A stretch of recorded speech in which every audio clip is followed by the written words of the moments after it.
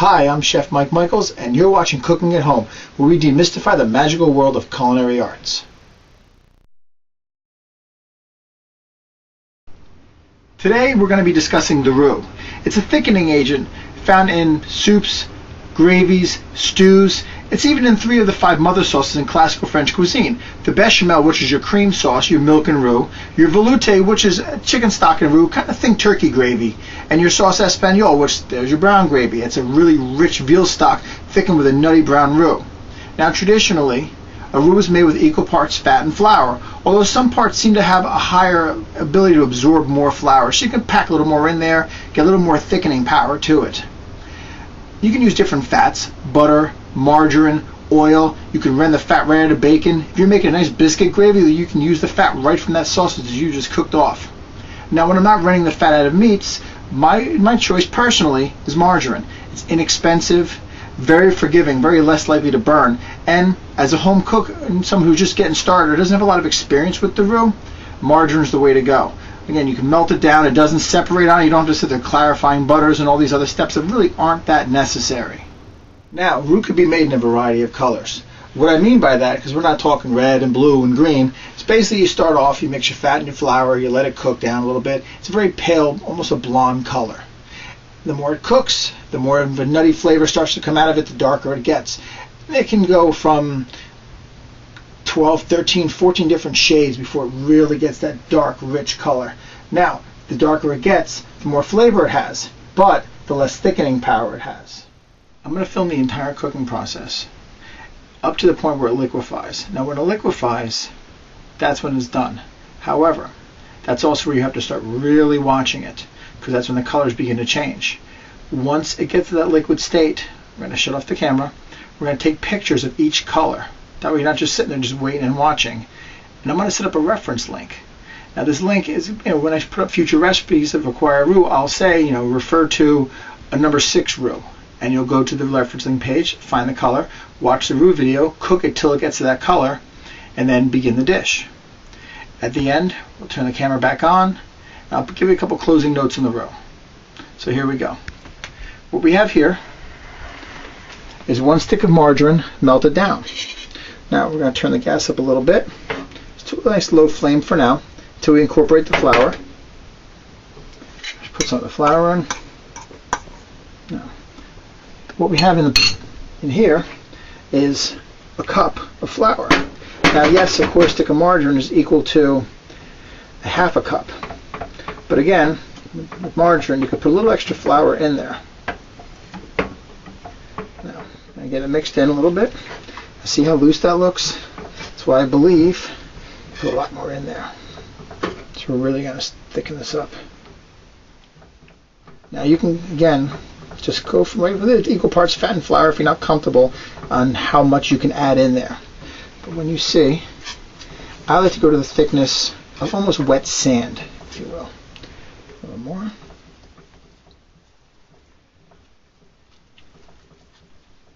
So you just add it slowly. This way you have a good chance of not burning anything. Now, again, that's thicker than most of these chefs you see on TV. We'll talk about roux, but now, if you wanted to, we could actually add more flour to that than what's in there now.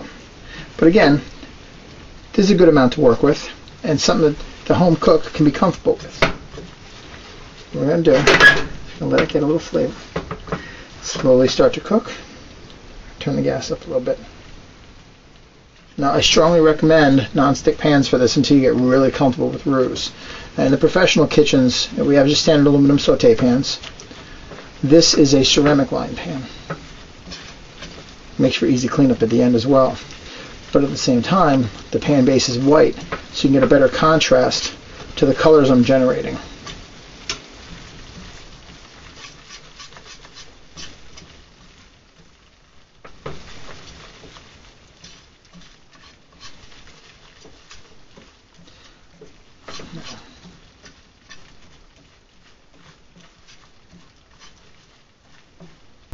Right now, there's no really smells coming off this. However, once it begins to cook, I start getting almost a nutty kind of fragrance. some things you can do with a roux. You can add little spices to it. Nothing wrong with put a little bit of salt, pepper, some garlic powder in there. If you want to make say a cream of chicken soup right before you break the roux, which again we'll discuss at a later point when we get into different recipes. So that's where you can add a little chicken base right at the end to it, or you can put some of the seasonings right in there. I personally wouldn't put any kind of wet seasoning or herb in it as it's cooking. So it will disrupt the cooking process a little bit, but nothing wrong with spices. When I make a bechamel, when I'm making pasticcio, which is a really phenomenal Greek variation on lasagna, I actually put a little bit of nutmeg right into here and some sugar and let it cook down with that. The smells are outstanding. Now you got to be careful with a roux. So what we have here, it's pretty much almost equivalent to molten lava. This stuff gets on your skin, it just burns. And the thing is, it's so thick, it doesn't come off that easy until you're running it under a lot of cold water, so it just keeps on burning until you get it off. So be very careful. Now I'm moving quickly. That's just force of habit being on the line for so many years. But if you want to go slow like this, that's okay. If you don't feel comfortable moving fast, just turn your gas down nice and low. See? That was a perfect example of molten lava. I just dropped the whisk out of the pan and burned my foot. But when you spent 4 years in the Marines, it's one of those oh well kind of things. And many years in the kitchens as well. Kind of used to getting burned. We'll clean that up later. So always have something handy as a backup. It's a case of wooden spoon. Not quite as effective as that whisk, because you can't really truly scrape the bottom of the pan. It'll do the job.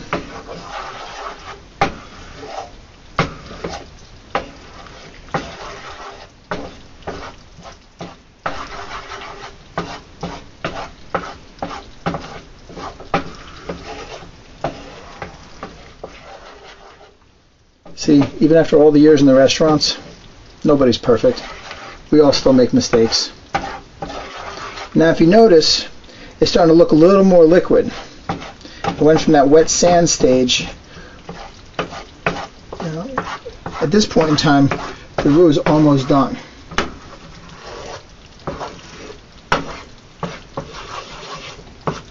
I want to cook a little bit longer though.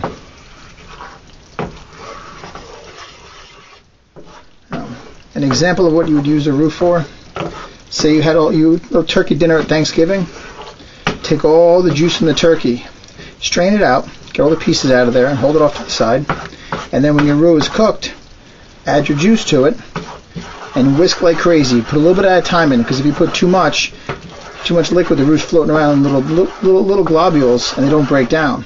Add a little bit of liquid at a time to it, and there's your turkey gravy. And it's healthier than buying something in the store, because you control how much salt is in there.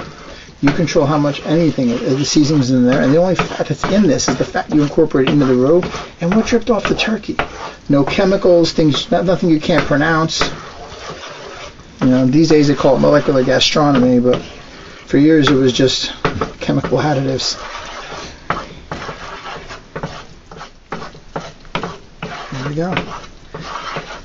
And what we have here is a basic #1 roux, also known as a pale roux. Okay, we're going to turn the camera off now. We're just going to continue cooking at different levels, take pictures as we go. See you all in a little bit. Welcome back, everybody. Now, I want to recap a few points. #1, roux are equal parts fat and flour. But as you saw, we melted down a stick of margarine, which is a half a cup, and I put an entire cup of flour into there. It takes a little bit longer to cook, but it does the job. Again, different fats have different, if you can call it saturation points, if you will, how much flour you can pack into them. #2, cook your roux slowly.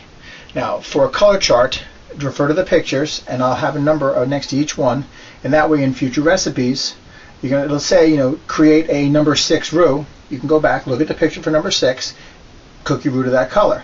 Now, we'll give you notes in the recipes as well, but you'll want to stop at #5 because it'll finish the cook-off to the next level for you. Next point, once you start getting to that darker colors, you start getting past almost till we start getting towards the browns.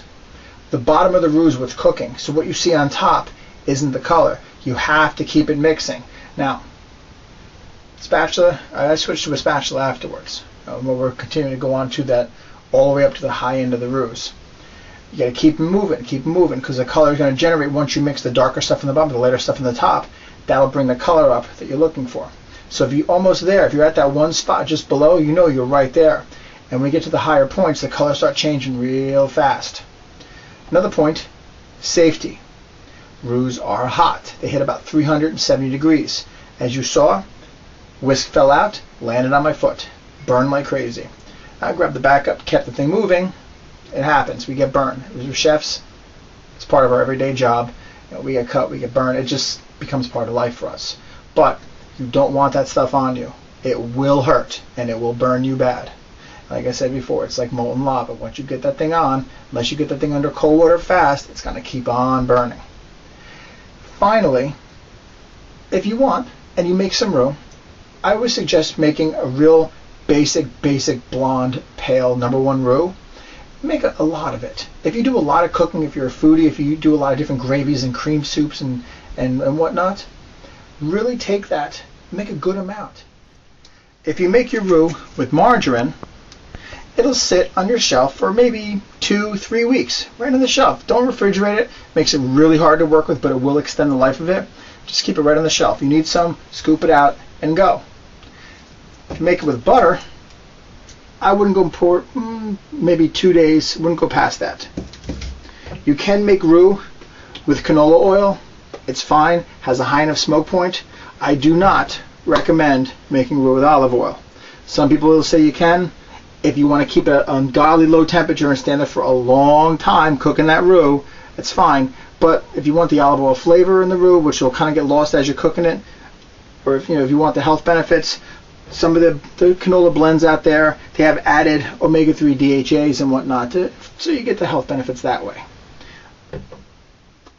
Thank you very much. If you have any questions, you need some tips, if you have failed attempts and you want to find out why, email me, send me pictures, chefmikemichaels@gmail.com. Thank you. Have a good night.